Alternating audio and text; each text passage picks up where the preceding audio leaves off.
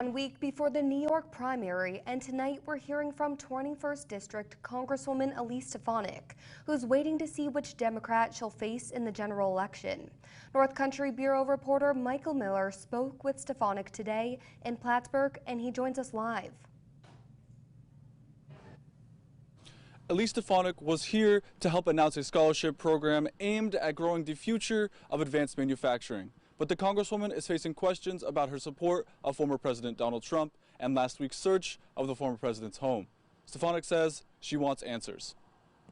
At Clinton Community College in Plattsburgh, Elise Stefanik joins local leaders to announce a plan to award 40 full tuition scholarships to help grow the North Country's workforce. But in questions following the event, the focus was on developments in South Florida, the search warrant and items seized by the FBI at former President Trump's Mar-a-Lago home. And the problem that we consistently see from the FBI is they don't want to answer questions from Congress. They don't want to provide materials. And I sit on the House Intelligence Committee, the highest level of classification of any member of Congress. They need to turn that information over so that Congress can assess whether they overstep their bounds. The FBI did unseal the search warrant last week after a federal judge's order that showed the Bureau was looking into the former president for violating the Espionage Act, obstruction of justice, and the criminal handling of government records. Stefanik says it was significant overreach by the FBI because of what they seized. It was unclassified material as well, including the president's passports, including photo albums. That's a significant overreach.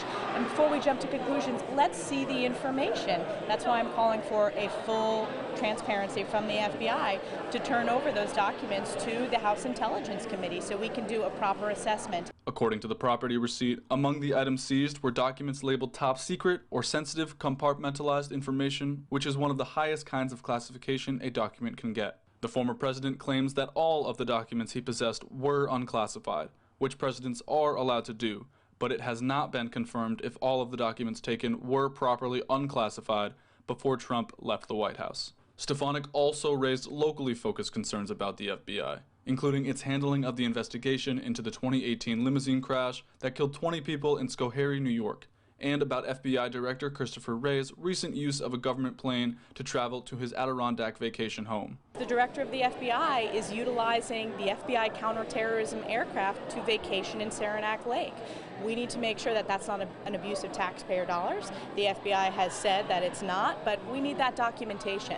Fox News recently asked the FBI about Director Wray's use of government aircraft for personal use. In a statement, the FBI said Director Wray is following regulations governing the use of aircraft, including reimbursement for personal travel.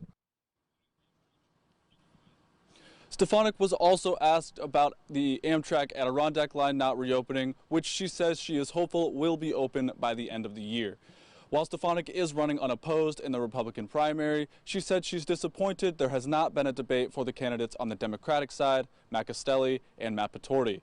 Each candidate has said they were not given the opportunity to debate by the outlets that traditionally hold those debates. Live in Plattsburgh, Michael Miller, Local 22 News.